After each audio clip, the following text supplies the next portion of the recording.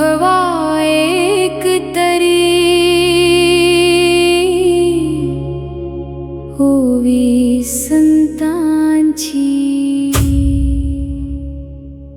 बिना कपाशीने उले त्याले बोंड म्हणू नाही, हरिनामा विण बोले त्याले तोंड म्हणू नाही। नाही वाऱ्याने हलले त्याले पान म्हणू नाही, नाही ऐके हरिनाम त्याले कान म्हणू नाही। नमस्कार. अनुभवा एकतरी ओवी संतांची या कार्यक्रमामध्ये पुन्हा एकदा सगळ्यांचं मनपूर्वक स्वागत. आज गुरुवार आणि त्यानिमित्ताने आज आपण ओवी घेतलेली आहे संत बहिणाईंची. अशिक्षित आहे पण बहुश्रुत आहे, खूप ऐकलेलं आहे आणि अनुभव आहे. त्यामुळे अनुभव आणि बहुश्रुतता एकत्र आली तरी माणूस वाचन केलेल्या व्यक्तीपेक्षाही विद्वान ठरतो. आणि अशिक्षित व्यक्तीच्या मुखातून निघालेलं साहित्य हे PhDचा विषय असू शकतं. ह्याचं उत्तम उदाहरण म्हणजे बहिणाबाई आहेत.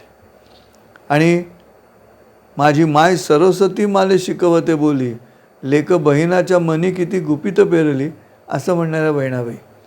गाणं कसं येतं ओठावरती, अरे घरोटा घरोटा तुझ्यातून पडे पिठी. घरोटा म्हणजे जातं. अरे घरोटा घरोटा तुझ्यातून पडे पिठी, तसं तसं माझं गाणं पोटातून येतं वटी.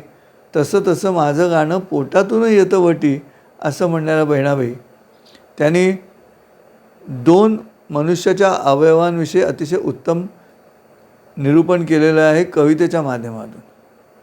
आणि दृष्टांत पण अप्रतिम दिलेले आहेत, जे आता आपण ऐकलेत. बिना कपाशीने उले त्याले बोंड म्हणू नये. बिना कपाशीने उले त्याले बोंड म्हणू नये, आणि हरिनामाविण बोले त्याले तोंड म्हणू नये. किती सुंदर आहे. हरिनामाविण बोले त्याले तोंड म्हणू नये.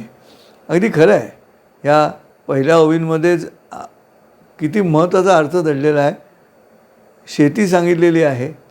शेतीमध्ये येणारं कापसाचं जे पीक आहे, त्या पिकाच्या संदर्भामध्ये जे बोंड आहे कापसाचं, त्याच्यात जर कापूस नसेल तर त्याला बोंड म्हणायचं का, असा प्रश्न पडलेला आहे. किती दैनंदिन जीवनातला प्रश्न आहे हा. बिना कपाशीने उले, उले म्हणजे उमलणारं किंवा पिकणारं किंवा फुलणारं. बिना कपाशीने उले त्याले बोंड म्हणू नये. त्याला बोंड म्हणता येत नाही. आणि मग हरिनामाविण बोले त्याले तोंड म्हणू नये. त्यामुळे ज्यांचा देवावरती विश्वास नाही, जे नास्तिक आहेत, ज्यांना परमेश्वराचं नाव घ्यायला आवडत नाही, बहिणाबहिणी त्यांच्यावरती अशा पद्धतीचं आपलं मतप्रदर्शन केलेलं आहे की ते अत्यंत कुशाग्र आहे. कुश म्हणजे गवत, गवताच्या टोकासारखं तीक्ष्ण आहे की त्याले तोंडच म्हणू नये. किती सुंदर कल्पना आहे. हरिनामाविण बोले, कारण परमेश्वराचं नाव हे तुम्हाला शांती देतं. आणि वाणीची देवता अग्नी आहे. वाणीची देवता अग्नी आहे, डोळ्यांची देवता सूर्य आहे, मनाची देवता चंद्र आहे. आणि त्यामुळे मुखातून बोलत असताना उष्णता निर्माण होते आहे. तिला शांत करायचं असेल, तुम्हाला परमेश्वराच्या नावाशिवाय तुमच्या मुखाला शांती मिळणार नाही. आणि हे खरंच आहे. परमेश्वरा, अरे देवा, असं जेव्हा आपण म्हणतो त्यावेळेला मुखातून निघणाऱ्या त्या दोन शब्दांच्या ध्वनींमध्ये परमेश्वराला मारलेली साध आहे. आणि तो ध्वनी आपल्याला उच्चारता येतो आहे, इथे त्याचा प्रतिसाद पण आहे. आणि त्यामुळे बिना कपाशीने उले त्याले बोंड म्हणू नये असं होऊ शकत नाही. पण बोंड जर तसं निघालंच तर ते अनुत्पादक आहे, त्याचा काही उपयोग नाही. त्या नुसतं बोंड दिसेल पण त्याचा उपयोग काही नाही. तसंच परमेश्वराचं नाव न घेता जो बोलतो त्याचे तोंड म्हणू नये, त्याला तोंड पण म्हणायच्या दर्जाचं ते मुख नाही, असं बहिणाबाई चौधरी सांगत आहेत. अत्यंत महत्त्वाचा मुद्दा आहे. आज जगामध्ये सगळ्यात गोंधळ येतो बोलण्यामुळेच आहे. आणि त्यामुळे बोलण्याच्या प्रक्रियेमध्ये परमेश्वराचं नाव असणं हा सगळ्यात आनंददायी मार्ग असतो. ते नाम घेणं जे आहे, तो जप करणं जे आहे, ही अंधश्रद्धा नाहीच होते हो. जर कोणी ऐकत असेल आता बुद्धिमान माणसं की ज्यांना हे पटत नाही, तर तसं नाही आहे ते. त्याच्या पाठीमागे शास्त्रीय कारण आहे आणि ते शास्त्रीय कारण ह्या पद्धतीचं आहे की तुमच्या खांद्यावरती तुमच्या शिरावरती आलेली जी जबाबदारी आहे तुमच्याच कर्माची, ती एका विशिष्ट मर्यादेनंतर जेव्हा थांबते, तिची कुवत कमी पडायला लागते, तुमच्याच कर्माची कुवत, त्यावेळेला घडणारी घटना ही तुमच्या आवाक्या बाहेरची आहे, तेव्हा ती त्या परमेश्वराकडनं घडत असते. त्यामुळे प्रिय घडता मोद नसे, अघटित तरी दुःख नसे, ही जी कल्पना आहे त्यामध्ये मी एका विशिष्ट मर्यादेपर्यंत गेल्यानंतर वरचा ही जी कल्पना आहे ती सगळ्यात महत्त्वाची आहे, जी मनाला शांती देते. आणि म्हणून बिना कपाशीने बोले त्याले बोंड म्हणू नये आणि हरिनामाविणं बोले त्याले तोंड म्हणू नये. पुढचा जो अवयव घेतलेला आहे तो सगळ्यात महत्त्वाचा अवयव आहे मानवी शरीराला, तो आहे कान. कारण असं आहे की कान तुम्हाला बंद नाही करता येत. बाकीची जी ज्ञानेंद्रिय आहेत, 4 ज्ञानेंद्रिय, त्यात जीभ आहे, मधुमेह असेल तर तुम्हाला तो थांबवता येतो, रसना थांबवता येते, वस्तू गरम असेल तर स्पर्श थांबवता येतो, दुर्गंधी आली तर तुमचं श्वास घेण्याची प्रक्रिया तुम्हाला थांबवता येते थोडा वेळ, धूळ उडाली तर तुम्हाला डोळे बंद करून घेता येतात, कान नाही बंद करता येत. आणि म्हणून मानवी आचरण जे आहे ना श्रोतेहो, ते कानाशी निगडीत आहे. आणि ते कानाशी निगडीत आहे म्हणून मी तुमच्याशी बोलतो आहे. इथे काही नेपथ्य नाही आहे, मी नुसताच बोलतो आहे, त्याला कुठच्याही प्रकारचं नाट्यस्वरूप नाही आहे, मी अभिनय करत नाही आहे, पण तरी ऐकणं जे आहे ते ऐकणं महत्त्वाचं आहे.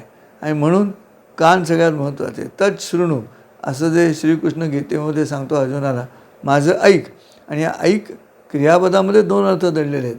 एक ऐक म्हणजे इकडे ऐक, कानावरती येऊ दे तुझ्या, आणि दुसरं तसा बदल तुझ्या आचरणात कर. आणि म्हणून आपण म्हणतो की तुम्ही ऐकलं म्हणजे आचरणात आणलं.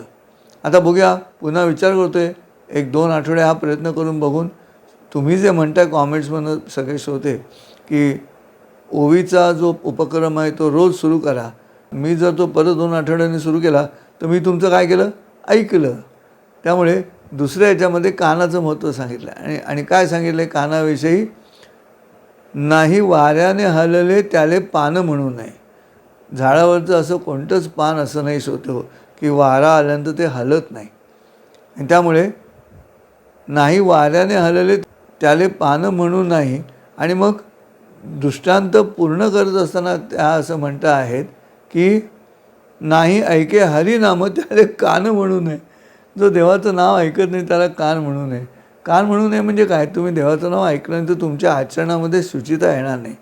पाप आणि पुण्याची कल्पना तुमच्या कानातून परमेश्वराची म्हणजे आपल्यापेक्षा मानवी कुवतीच्या पलीकडच्या कुठच्या तरी अज्ञात शक्तीची जाणीव तुम्हाला होण्याची क्रिया, आणि ती क्रिया झाली की मग तुम्ही तुमच्या आचरणावरती विचार करून पाप आणि पुण्य या 2 गोष्टी ठरवता, त्या परमेश्वराच्या अस्तित्वाच्या मान्यतेनंतरच तयार होतात. आणि म्हणून मला असं वाटतं की हा जो मुद्दा मांडलेला आहे की नाही ऐके हरिनाम त्याले कान म्हणू नये, हे खरंच आहे. त्याला कानही म्हणता येते, म्हणजे नुसताच अवयव आहे पण ऐकत नाही. आणि ऐकत नाही म्हणजे आचरणात फरक पडत नाही. चरण बाहेरचे, आचरण आतलं असं श्रोते हो. पाऊल चुकलं जेव्हा म्हणतो तेव्हा खरंच घसरून पडतो नाही माणूस. पाऊल चुकलं म्हणजे आचरणामध्ये गडबड झाली, का ऐकलं नाही. आई म्हणते 10 वेळा सांगते पण ऐकत नाही. ऐकत नाही म्हणजे आचरणात येत नाही, म्हणून कान महत्त्वाचे. नेमकं काय झालं दुर्दैवानं, आज माणसं ऐकतच नाहीत. आणि माणसं ऐकत नाहीत म्हणून हळू कान जे आहेत ना ते नाहीसे होणार. तुमचं आमचं शेपूट कसं गेलं, शेपूट वापरत नाही म्हणून. खरी ती शेपटी वापरायला हवी होती. ती शेपटी वापरली असती तर आजही राहिली असती आणि सेफ्टी म्हणून वापरता आली असती. आता शेपटी नसल्यामुळे सेफ्टी पण नाही आणि आता ऐकायचं नाही दुसऱ्याचं अशी भूमिका घ्यायची, म्हणून अडचण आहे. त्यामुळे दुसऱ्याचं न ऐकल्यामुळे अडचण होते.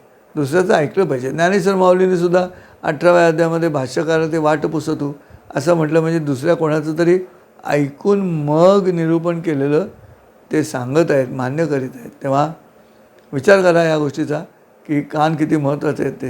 आणि आज सततच्या मोबाईलमुळे, सतत व्हिज्युअल बघितल्यामुळे सतत डोळे अत्यंत पॉवरफुल होत चाललेले आहेत सगळ्यांचे, आणि कान मात्र डॉर्मंट होत चाललेले आहेत.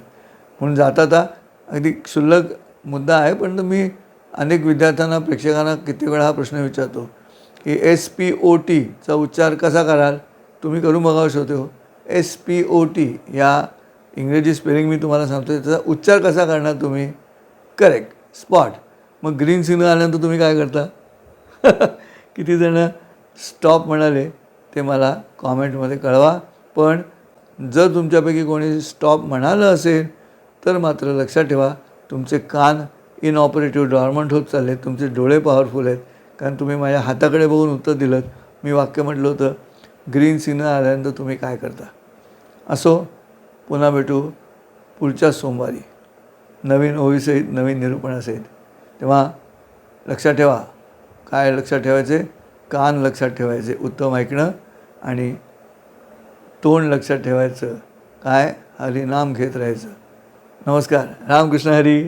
अनुभवा एक तरी